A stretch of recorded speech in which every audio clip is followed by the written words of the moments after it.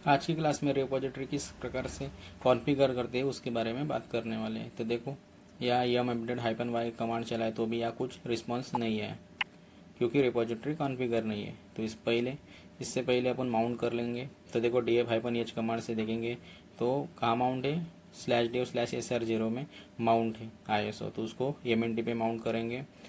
इसके लिए mount /dev/sr0/mnt पे, तो अभी df-h से करेंगे कमांड। तो देखो, ISO फाइल /mnt में अभी अवेलेबल है। अभी cd करके चेंज डायरेक्टरी /etc/m.repos.d में जाएंगे। इस बात पे चले जाएंगे और यहाँ अपन जाके रिपोजिटरी कॉन्फ़िगर करेंगे। जब तक रिपोजिटरी कॉन्फ़िगर नहीं है तब तक कोई भी पैकेज अपन इंस्टॉल नहीं कर सकते। तो देखो, vim local.repo, इस हिसाब से मैं फाइल बना रहा हूँ और यहाँ रिपोजिटरी कॉन्फ़िगर करता हूँ।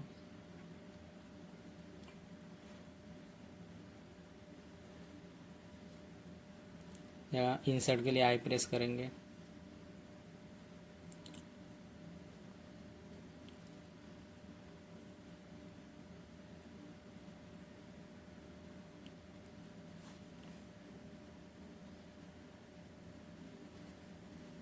तो यहाँ अपन आगे पीछे भी लिख सकते हैं, जैसे इंस्टॉल मीडिया इंस्टॉलेशन लिख दिया, या इंस्टॉल मीडिया बेस ओएस या एपस्ट्रीम भी लिख सकते हैं। तो इंस्टॉल मीडिया या सब्सक्रिप्शन रहा तो प्रॉब्लम नहीं आता, डायरेक्ट यूजर नेम और पासवर्ड डाल दिया तो भी हो जाता। तो देखो, मैन्युअली कैसे रिपोजिटरी कॉन्फ़िगर करते हैं उसके बारे में बात करते हैं। तो इस हिसाब से नेम देंगे। मैं दे रहा हूँ रेड हैट एंटरप्राइज लिनक्स। 9 की मशीन है तो 9 दूंगा, 8 की मशीन है तो 8 लिखूँगा, या 10 की मशीन है तो 10 लिखूँगा। जिस हिसाब से मशीन रहेगी, जो भी वर्जन रहेगा उस हिसाब से यहाँ नाम देंगे।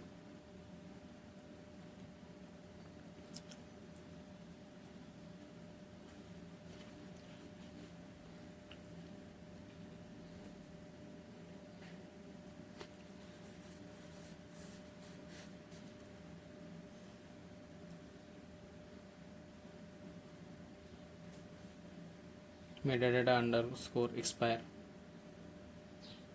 इज इक्वल टू वो नंबर देंगे।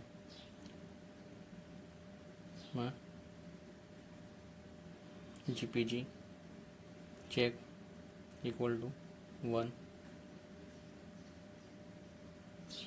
जो ऊपर लिखेंगे बेस ओएस के लिए वही एपस्ट्रीम के लिए भी लिखेंगे, सिर्फ नाम चेंज करेंगे एपस्ट्रीम, और जहाँ बेस ओएस लिखना है वहाँ बेस ओएस लिखेंगे और जहाँ एपस्ट्रीम लिखना है वहाँ एपस्ट्रीम लिखेंगे। क्योंकि रिपोजिटरी में आप पैकेजेस में जाके देखोगे तो वहाँ दो ऑप्शन मिलेंगे, एक तो एपस्ट्रीम और बेस ओएस। तो ये दोनों ही रिपोजिटरी कॉन्फ़िगर हो रहनी चाहिए, उसके बाद ही सब कुछ हो जाएगा।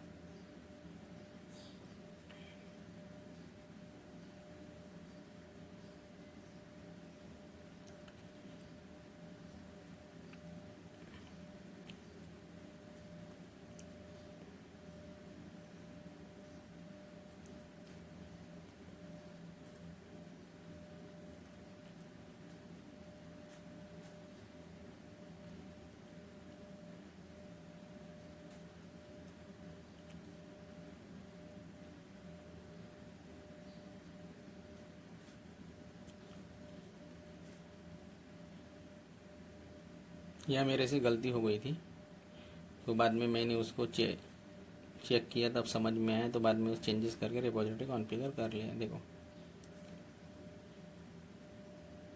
अभी यही पाथ पूरा कॉपी करेंगे और नीचे पेस्ट करेंगे और नाम चेंज करेंगे।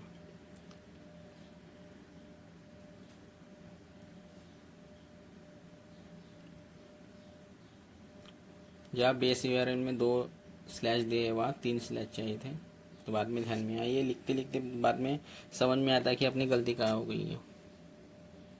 जैसे ही एरर आता तो अपने को समझ में आता कि ये मिस्टेक हो गई, इसकी वजह से अपने को ये एरर आया, डायरेक्ट बता देते हैं। तो देखो, यहाँ भी कर लेता हूँ चेंजेस, या बेस हो इसकी जगह एस्ट्रीम लिखूँगा।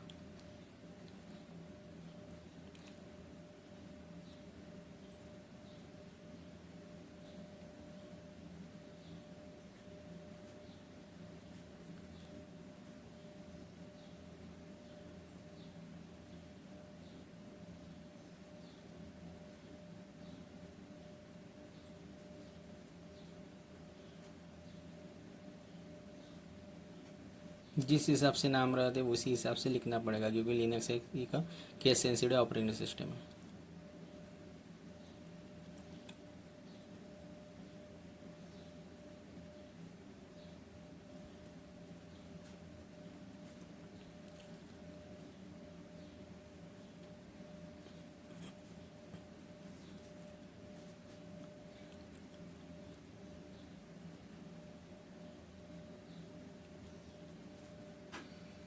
अभी इस फाइल को सेव कर रहा हूँ, बट यह प्रॉब्लम बाद में समझ में आया।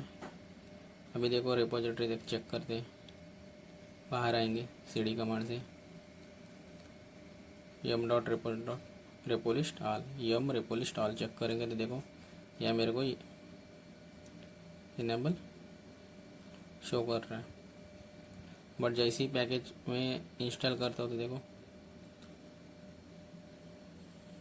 एरर शो करता है।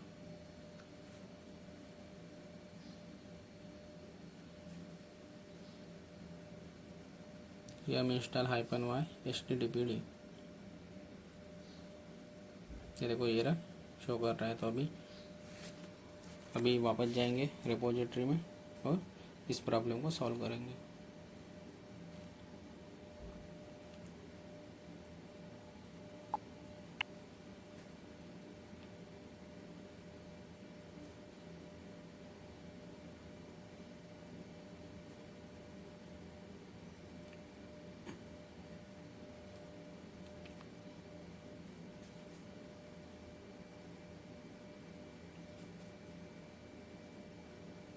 देखो अभी इस प्रॉब्लम को सॉल्व करेंगे। अपने को ये एरर कैसे आते हैं, क्या आते हैं, ये भी यहाँ प्रॉब्लम सॉल्व हो जाएगा कि किस हिसाब से अपन उसको क्लियर करते हैं, यानी रिजॉल्व करते हैं। तो देखो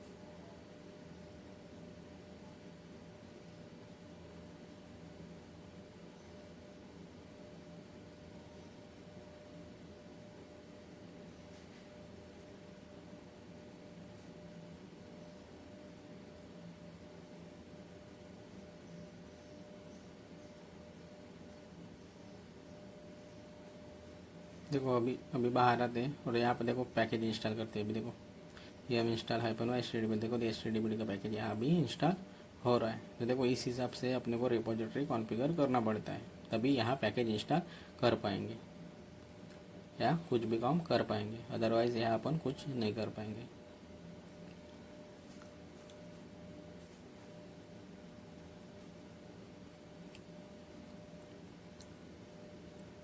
तो इस हिसाब से रिपोजिटरी कॉन्फ़िगर करते हैं तो आपको समझ में आया होगा। देखो अभी यहाँ चेक करते हैं yum अपडेट -y, देखो अपडेट ऑलरेडी है, तो यहाँ कोई टाइम नहीं लगा, डायरेक्ट डिपेंडेंसीज रिजल्ट वाला मैसेज आ गया। बाहर आते हैं yum अपडेट -y, यहाँ भी कमांड चलाते थे। देखो ऑलरेडी मशीन अपडेटेड, yum रेपोल इंस्टॉल करते हैं तो देखो यहाँ अपने को जो भी रिपोजिटरी कॉन्फ़िगर वो आपको यहाँ दिख जाएगी। yum रेपोल इंस्टॉल तो देखो एपस्ट्रीम और बेस ओएस ऑलरेडी इनेबल है। तो इस हिसाब से अपने को रिपोजिटरी कॉन्फ़िगर करना पड़ता है। तो फ्रेंड्स इस वीडियो में इतना ही, बाय बाय।